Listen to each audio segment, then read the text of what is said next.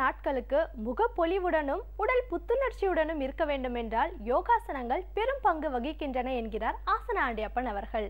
நிகழ்ச்சியில் முதல் பகுதியாக வரவிருப்பது நலமுடன் வாழ.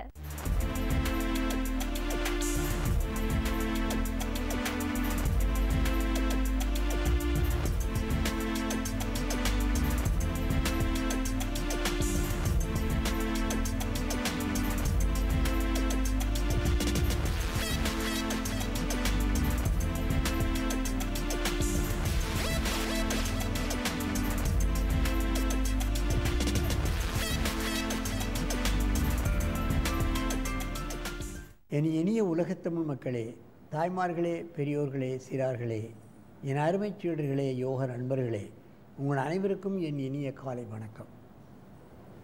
கலைஞர் தொலைக்காட்சி நிகழ்ச்சியில் நலமுடன் வாழ என்னும் பிரிவில் அதிகாலை வேளையில் முதல் நிகழ்ச்சியாக இந்த யோகாசனம் உங்களுக்கு கற்றுத்தரப்படுகிறது.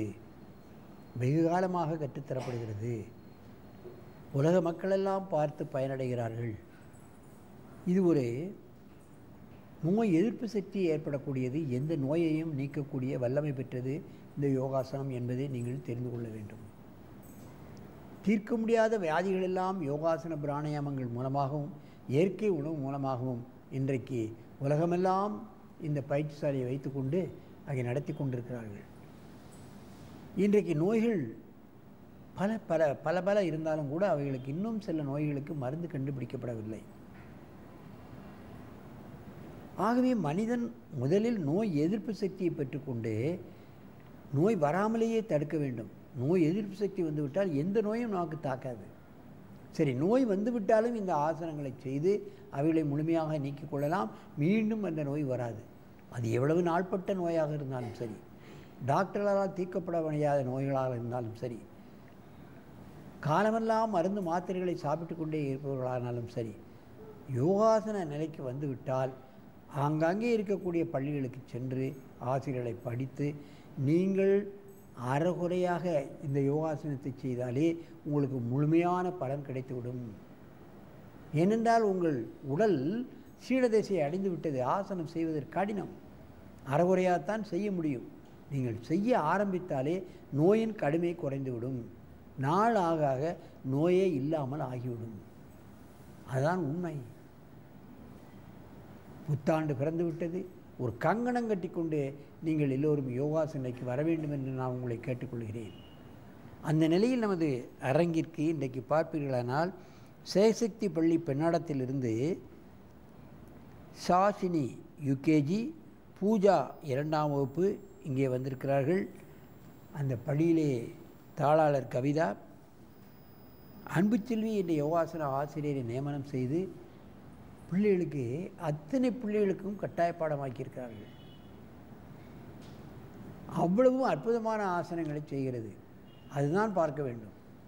சின்ன சின்ன குழந்தைகள் பாருங்கள், எல்கேஜி யூகேஜி படிக்கக்கூடிய குழந்தைகள் அற்புதமாக, பெண்ணாடம் என்பது ஒரு தாலுகா மட்டத்திலோ அல்லது மாவட்ட மட்டத்திலோ இருக்கக்கூடிய ஒரு ஊர் கிடையாது, ஒரு கிராமம் மாதிரி தான்.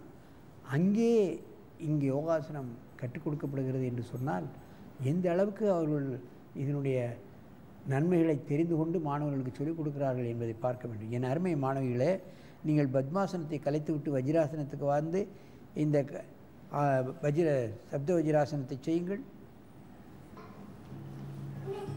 காலச்சேரு, முட்டைச்சேரு, கையை கும்பிடு, மேலே கும்பிடு, மேலே கும்பிடு கையை.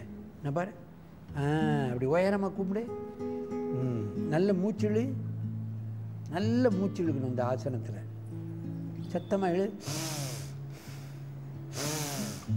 வாய் திறக்கப்படாது. மூக்குழியே இழுத்து மூக்குழியே விடணும். நுரையீரல் விரிவடைகிறது, ஆஸ்மா குணமடையும், தைராய்டு சம்பந்தப்பட்ட பிரச்சனைகள், முதுகெலும்பு சம்பந்தப்பட்ட பிரச்சனைகள், இவைகளெல்லாம் நீக்கக்கூடியது இந்த அற்புதமான சப்த வஜ்ராசனம்.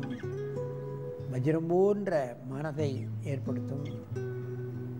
கழுத்தை நிமிருங்கள், கையை கிளை போடுங்கள், நேராக வாருங்கள், எழுந்து உட்காரு.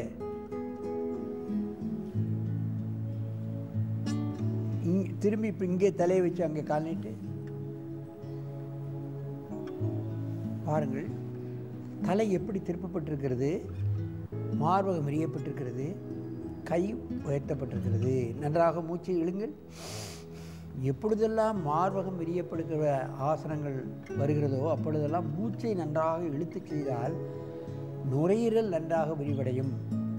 இந்த பனிமழை காலங்களில் குழந்தைகளுக்கு ஏற்படக்கூடிய சளித்தொல்லை, இருமல் இவைகளெல்லாம் அவர்களுக்கு வராது.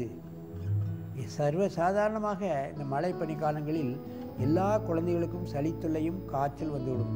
சளி வந்து விட்டாலே காய்ச்சல் வந்துவிடும். மெதுவாக இந்த ஆசனத்தை கலையுங்கள். நேராக எழுந்து உட்காருங்கள்.